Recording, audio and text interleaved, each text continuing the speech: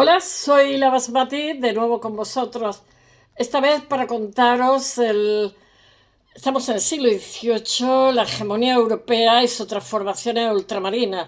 Tened en cuenta que el siglo XVIII no es solamente eh, el siglo de las luces, sino todo ese cambio de paradigma que se da, que se transforma, que hace que se transforme la realidad y además que tome forma lo que va a ser la economía de mercado para el siglo XIX, todo lo que va a venir detrás, que ya es lo que conocemos en la actualidad, ¿no?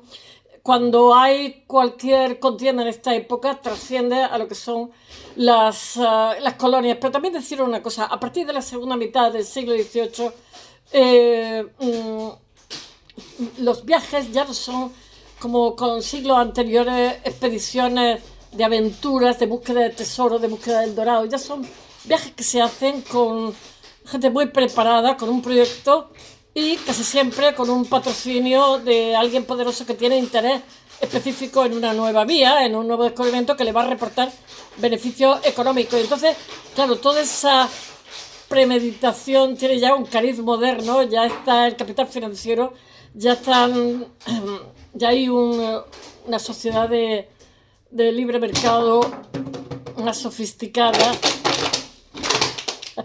Estos son mis bebés que están haciendo maldades. Por favor. Bueno, bien, se lo cuento un poco. La expansión ultramarina del siglo XVIII no fue un fenómeno de conquista territorial, fue una reconfiguración total de lo que eran las redes comerciales y biológicas del planeta. El concepto de primera globalización. Tener en cuenta que el Mediterráneo se había bloqueado si tenemos este ruido de fondo, con la llegada al poder de los otomanos, estaba totalmente bloqueada estas vías hacia Asia. ¿Querías ser amable? No. Y hubo que buscar nuevas vías. De hecho, el viaje a Colón fue la búsqueda de nuevas vías. Pero a partir de ahí se buscaron, digamos, atajos para que, porque no solamente eran las especies de América, que muchas veces casi tenían el valor de los metales de Asia, perdón, los metales preciosos. Me están entrando ideas asesinas. Sino también, por ejemplo, en el caso de América, pues la farmacopea, que tuvo también un grandísimo desarrollo, como por ejemplo con la corteza del árbol de la quina, que en un principio fueron los jesuitas, la compañía de Jesús la que lo dijo, pero no fueron tomados en serio porque el mundo anglosajón los veía como una especie de fanáticos religiosos. Después se dieron cuenta de hasta qué punto tenía trascendencia ese descubrimiento. Bueno, voy a ver si os lo cuento. Hay una idea de primera globalización porque Europa varía totalmente lo que es su alimentación. Consume maíz, consume patata y tomate, infinidad de cosas, porque América es riquísima. Cambió la farmacopea, varió la forma de alimentar y tal. Pero se habla también de primera globalización porque por primera vez los individuos occidentales comen cosas que están a miles de kilómetros, y eso se hace no solamente para las élites, sino se hace algo común. Bueno, esto es lo que la historiografía baraja, ¿no? Cobra sentido al observar cómo los productos americanos, como las patatas, el maíz, etcétera, el cacao, las patatas como el arroz, supuso salvar a millones de personas de hambruna. Bueno, pues todos estos productos se integraron en lo que era la dieta europea y se generalizó su consumo europea y asiática. Y mientras que las especias de Oriente y los metales preciosos de la India irradiaban el ascenso de lo que sería el capitalismo financiero en esta época, la acumulación primitiva del capital. Bueno, hay un comercio triangular que está basado en la transferencia de los esclavos, que les hace ganar muchísimo dinero, sobre todo a los ingleses y franceses, los esclavos africanos, que provocan un sufrimiento horroroso. Estos esclavos, América tenía un grandísimo potencial, por eso lo vieron desde el principio, pero tenía poca población, y después los españoles llevamos la gripe y unas cuantas enfermedades. bueno, hacia las plantaciones americanas. Y esto constituyó la base económica de imperios como el británico y el francés, generando una acumulación primitiva de capital sin precedentes.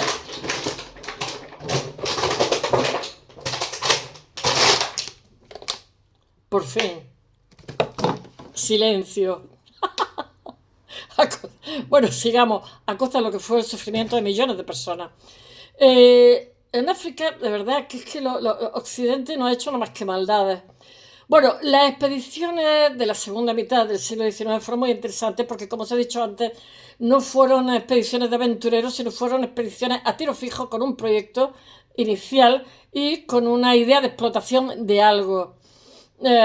Buscando recursos escasos, buscando vías más cortas de acceso que, digamos, abarataran los viajes. El malvado sigue buscando su botella.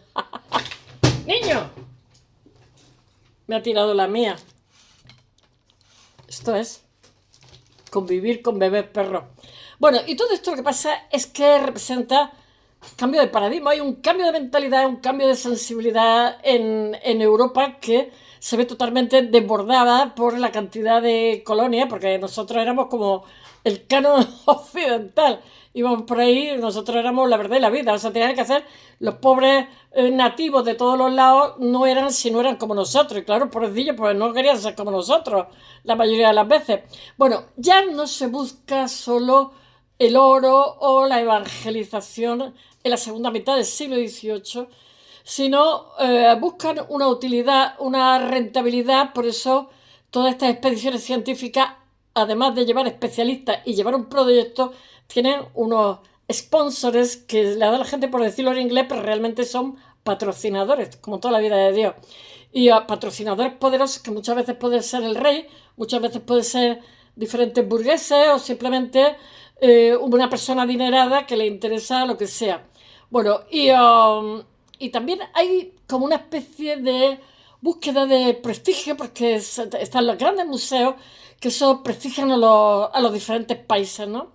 Y también las sociedades que entre digamos, los que están ahí patrocinan la búsqueda yo qué sé, de los diferentes ríos, diferentes pasos, etcétera, etcétera. O sea, hay una búsqueda de conocimiento botánico, zoológico, yo qué sé, mineral. Y la corona española no es ajena a todo esto con la fundación del puerto de San Blas en 1768 y la promoción de lo que es la Real Expedición Botánica. Lo que intenta es aplicar la ciencia ilustrada para mejorar, porque estos ilustrados, como os dije ayer, se pasaban la vida inventariando. Pero bueno, estaban intentando racionalizar lo que desconocía, que no es poco. Y bueno, lo que intentan también es mejorar la productividad de sus dominios, los monarcas. Y este esfuerzo, sin embargo, se vio truncado por lo que fue la guerra napoleónica y las subsiguientes, claro. Y además los que mandaron pasta fueron los países, las colonias, que después se vieron, se desilusionaron con Fernando VII, como no. Y porque no les dio, mandaron mucho dinero para que España resistiera ante los franceses y muchos medios, y después no les dio representación en las cortes, porque decía Fernando VII, bueno, con todos los que son, si les damos representación, mandan más que nosotros.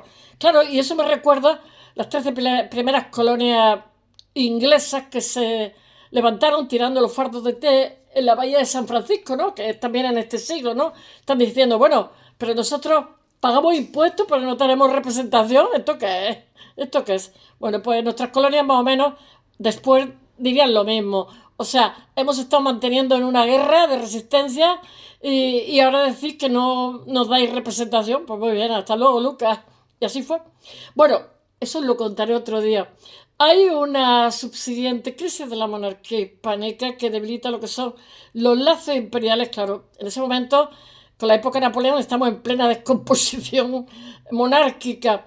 Y eso debilita lo que son los lazos justo cuando el sistema de comercio global está teniendo toda su expansión. Napoleón es final del 18, principio del 19. Y entonces se vuelve más competitivo.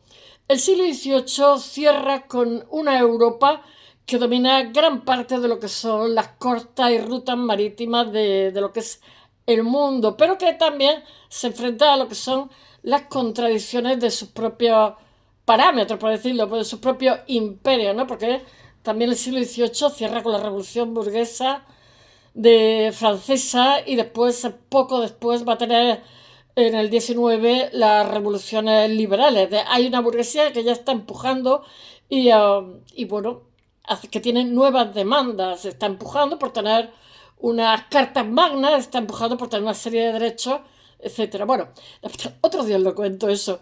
La independencia de las 13 colonias norteamericanas, que vienen a ser como 5 millones, y que hicieron una constitución que quisieron, me recuerda a la española, quisieron satisfacer a todos y no satisfacieron a nadie.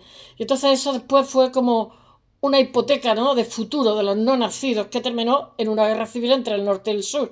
Porque cuando en el 19 tuvieron que elegir un modelo de sociedad los norteamericanos, pues tenían el norte, que eran los rusos, el individualismo, el capital financiero, y el sur, que era más refinado, que eran las plantaciones, afrancesamiento, las grandes extensiones del algodón y tal, y al final ganó el norte, tuvieron ocupado militarmente al sur, que fue desastroso, y de hecho el norte es el que se desarrolló en detrimento del sur, pero que estuvieron años ocupados militarmente.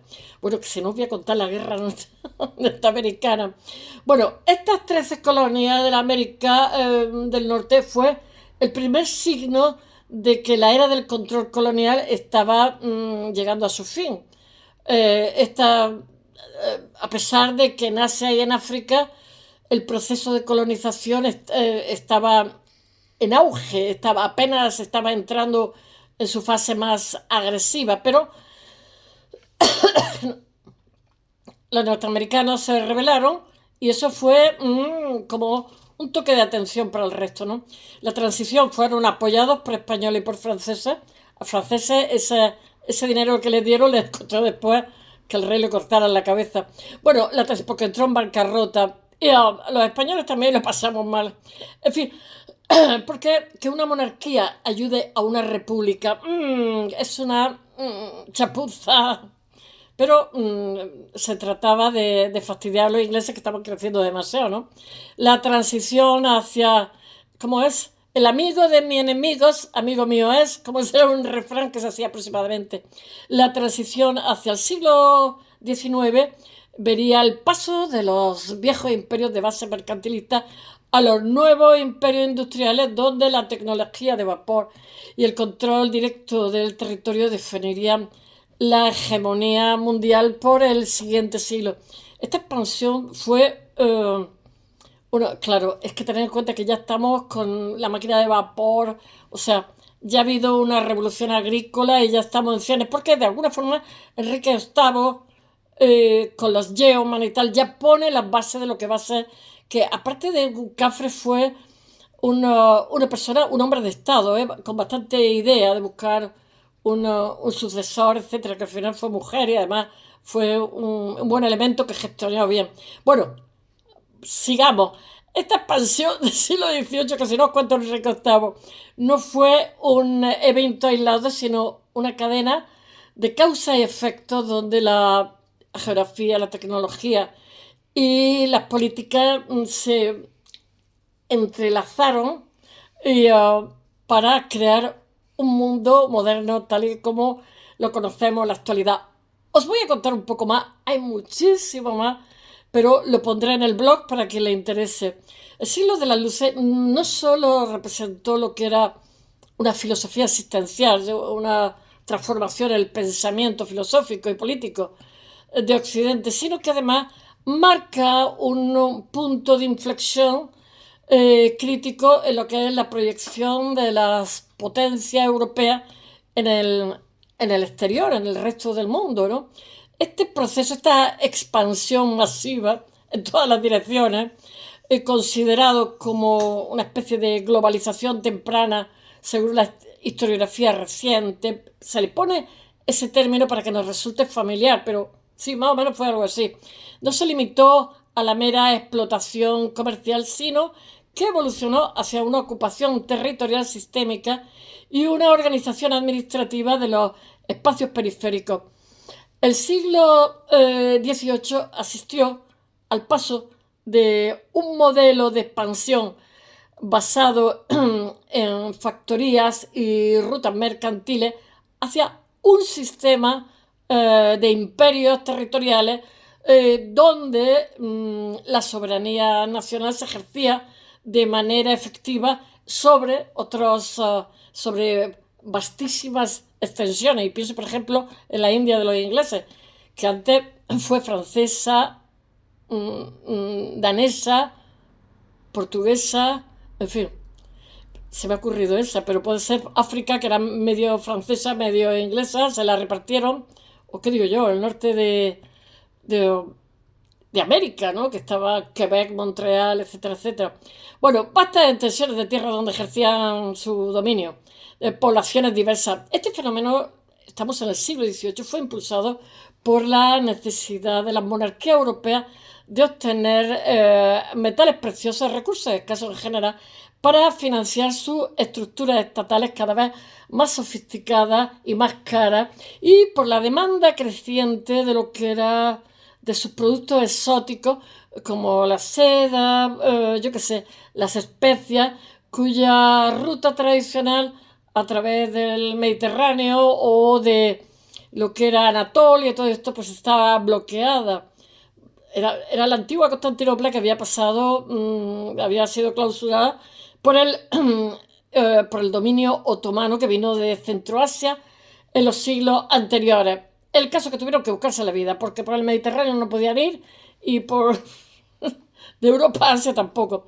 El desarrollo tecnológico fue el catalizador indispensable para que esto fuera posible, de esta expansión, ¿no?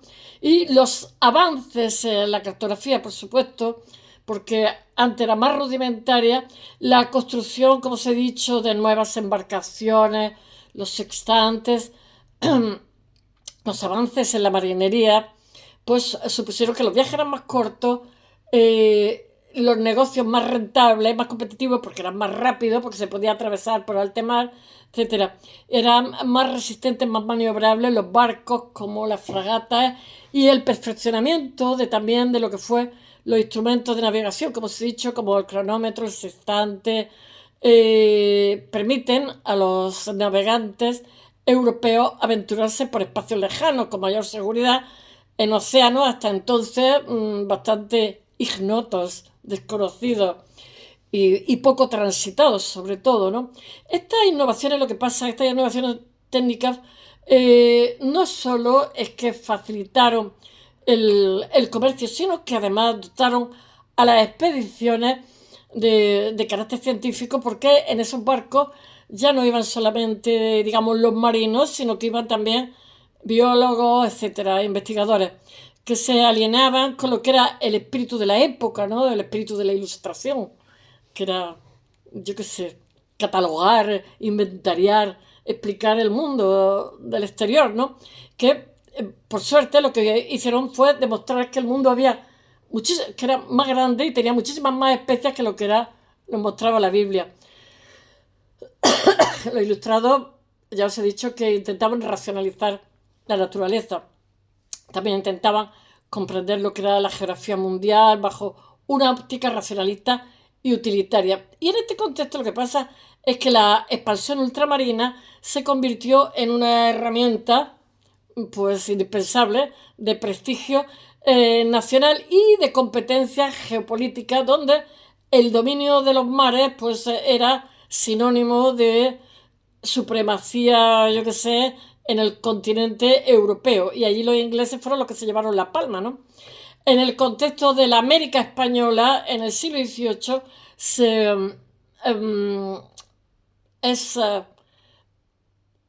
fue como una especie de segundo descubrimiento de América, ¿no? Porque tras un siglo XVII de relativa estabilización y repliegue, la llegada de la dinastía Borbón, pues codiciaba nuevas reformas y fue otra manera de gestionar lo que era América, ¿no? pues yo qué sé, porque hicieron muchas cosas de las que se estaban haciendo en Francia, ¿no? Ya sabéis que en 1700 Carlos II el Hechizado, o 1701, no me acuerdo, profe, espero que no me estéis viendo, es cuando muere, porque tanta consanguinidad, hubo 11 matrimonios de los Austrias, 7 de ellos absolutamente de consanguinidad, de parientes muy cercanos, de tío con sobrina, tío carnal con sobrina, de primo hermano. Entonces, eso llegó un momento, como le pasó también a Tutankamón, que Carlos II no es que estaba hechizado el pobrecito, sino que nació con taras porque genéticamente es como si hubiera sido hijo de hermanos. Y fue siempre enfermizo, fue una tragedia en vida. Y al final hubo una guerra de sucesión que duró 13 años y quien vino fue Felipe V,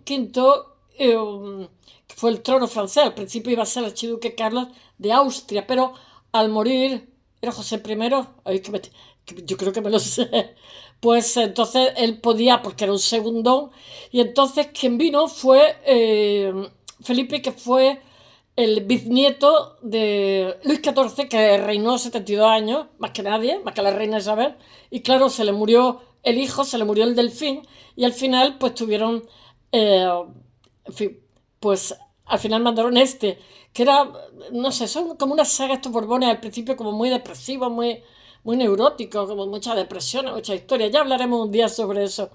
Bueno, todo esto trajo consigo una voluntad, o sea, la llegada de los Borbones, una voluntad, hubo pactos de familia, o sea, que Francia pasó de ser enemiga a ser pariente, ¿no? Y eso inquietaba mucho a otras potencias porque, pues fijaros lo que puede ser Austria, Inglaterra, provincias unidas, que hubiera Francia y España, que tuviera gente de familia, de la misma sangre, malo, malo. Bueno, esto lo que pasa, lo que hizo fue reafirmar la presencia de la corona española en territorios que, aunque formalmente bajo su soberanía carecían de una ocupación efectiva. Bueno, esta política lo que pasa es que responde a la presión creciente de los colonos británicos y franceses que avanzaban, sí, estaban hechos unos fieras, porque con Luis XIV llega a su cenit en el norte del continente americano, obligando a España a emprender una serie de expediciones también y fundaciones que blindaban lo que era el territorio, sus fronteras, no las fronteras, porque si no les comían el terreno y nunca mejor dicho. La expansión lo que pasa es que no fue solo militar, sino que se apoyó sobre todo en el sistema de misiones y presidios, que es una estructura dual que permitía la evangelización de las poblaciones indígenas y también las defensas fronterizas con recursos limitados. La marca norte de este despliegue fue Nuevo México, que fue un inmenso territorio que había sido ocupado originalmente a finales del siglo XVI por Juan de Orduña, no, Juan de Oñate, en 1598. Y durante el siglo XVII esta plataforma sirvió para proyectar lo que era la ocupación hacia Texas, que era una región bastante desértica, que inhóspita hasta entonces, que había permanecido fuera de control administrativo efectivo para la corona española.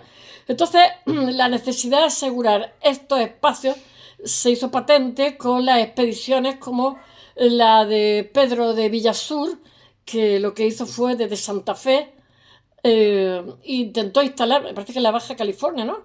No me acuerdo, la geografía, en el territorio de Nebraska, instalarse en el territorio de Nebraska. Y aunque su misión terminó fatal porque ante el hostigamiento de lo que eran los tribus indígenas que se lo llevaron por delante. Asimismo, lo que pasa es que se hizo importante explorar y ocupar. Claro, los borbones querían otras cosas de América, zonas que eran intermedias dentro de lo que era el México actual, como por ejemplo Nayarit y la región entre Tampico y Texas, para consolidar un cordón defensivo continuo frente a lo que eran las excursiones extranjeras, sobre todo inglesas. Y entonces el impulso explorador de la zona de Sonora, el desierto de Sonora y Arizona, fue guiado sobre todo por una voluntad de misiones que llevó a los exploradores españoles hasta la boca del río Colorado. Pero sin embargo, lo que ocurrió es que las empresas más ambiciosas de este periodo fue la colonización de California. Y California, California, Madrid, París, la farda por aquí. Esa es la canción que cantábamos de pequeño.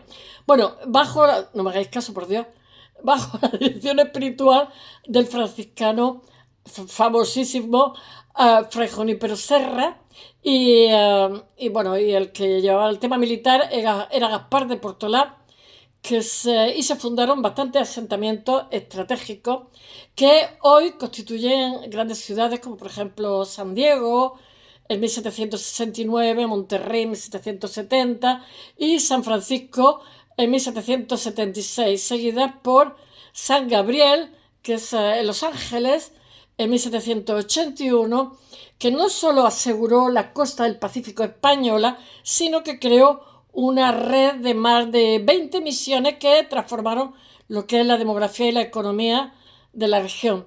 Este avance se vio completamente por la adquisición de la Luisiana, mira, la Luisiana para arriba, para abajo, española, francesa, francesa, española, occidental, tras la Paz de París en 1763, lo que permitió a España explorar un vasto territorio cedido por Francia y fortalecer lo que era su presencia en el Mississippi, que dicen los americanos.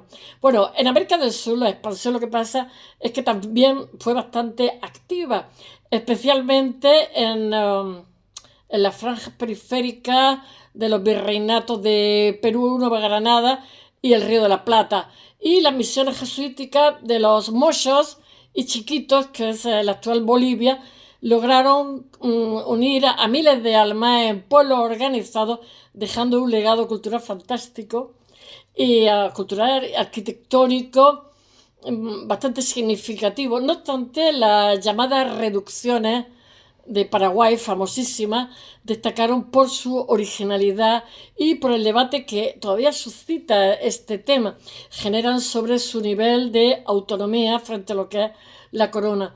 Tras la expulsión de los jesuitas de la Compañía de Jesús, otras órdenes como los capuchinos se instalaron en el mismo sitio y se extendieron por los llamados, por los llanos venezolanos y la península de Guajira, mientras que los mercedarios y franciscanos llevaron su labor evangelizadora. Es que los borbones a la Compañía de Jesús la machacó, hasta las Islas Malvinas, las actuales Malvinas, Salomón, ¿no? La Patagonia y la isla de Chiloé. Bueno, esta colonización en el extremo sur personifican el asentimiento como el puerto deseado en 1789, que fue una respuesta directa a las incursiones británicas en el Atlántico Sur, mientras que estuvieron hostigando todo el tiempo, mientras que eran una potencia en expansión, mientras que el Imperio Español, que éramos una potencia en caída libre, se consolidaba en América. El escenario asiático, específicamente en la India, experimentaba una transformación, sobre todo a diferencia de los imperios de China y Japón, que resistieron bastante bien, por lo menos hasta el siglo siguiente, sin ser invadidos por los extranjeros, mantuvieron una estabilidad política férrea frente a los europeos. La India, lo que pasa es que en el siglo XVIII entró en descomposición porque su último emperador mogol, que no son mongoles, que son mogoles, que son musulmanes, pero es un islam muy, muy tranquilo, es un periodo de descomposición interna. Entonces, pues los europeos, a río revuelto, ganancia de pescadores. La muerte del emperador, tengo que leerlo, Aurangzeb, en 1707. Tened en cuenta que el árabe no tiene vocales, ni el hebreo tampoco. En 1707, y eso lo hace muy difícil porque son unos sonidos como muy consonánticos. Marcó el fin de lo que era la era de esplendor mogol y el inicio de una fragmentación política que sería aprovechada por lo que las compañías comerciales de los diferentes países europeos, los daneses, los portugueses, ingleses, franceses, ahí. Y entonces los gobernadores provinciales comenzaron a actuar con independencia de lo que era la capital, Delhi, y el ascenso de estados guerreros como el de los Marathas logró restaurar la unidad perdida, facilitando lo que era la intervención de potencias como Gran Bretaña y Francia. La fragmentación política india convirtió al subcontinente en un campo de batalla para lo que eran las rivalidades europeas, especialmente durante la Guerra de Sucesión de Austríaca. Y en 1746 lo que pasa es que los franceses, liderados por Joseph-François Dupleix y el conde de la Bourdonnais, lograron capturar la factoría inglesa de Madras, pero después la volverían a perder. Aunque la paz de Aquisgrán, lo que pasa es que en 1748 obligó a que se le devolviera. Pero sin embargo, la tregua de Europa no detuvo lo que fueran las hostilidades de la India. Aquí nos dábamos pal pelo y después en las colonias igual, donde Dupleix continuó interviniendo en los conflictos sucesorios locales, obteniendo victorias como la de Hamburgo en 1749 y expandiendo el territorio y el conflicto de Podinchery. Y la suerte de todas estas armas cambiaron con el estallido de la guerra de los 7 años, porque en el Golfo de Bengala se convirtió en el escenario de la contienda, el escenario principal de conflicto, donde competían las factorías. Es que no solamente eran las especias, montones de productos, sino un mercado potencial gigantesco. O sea, es que eran muchos, ahí se jugaba uno mucho. La factoría de Calcada, que dicen, que es inglesa, la de Chandenagor, que era francesa, la Censura, que era holandesa, y Frederiksnagor, que era danesa. O sea, aquí se repartían tortas porque la tarta era grande y ahí querían pillar cacho a todo el mundo. Bueno, lo voy a dejar aquí, es mucho más largo. Al final fue inglés todo, como sabéis, ¿no? Y después todo esto provocó mucha fragmentación, mucho dolor. Pero bueno, esta historia que os tendría que contar es bastante más larga. La voy a poner en el blog para que le interese. Espero que os haya gustado. Mañana seguiremos con el siglo XVIII. Bye.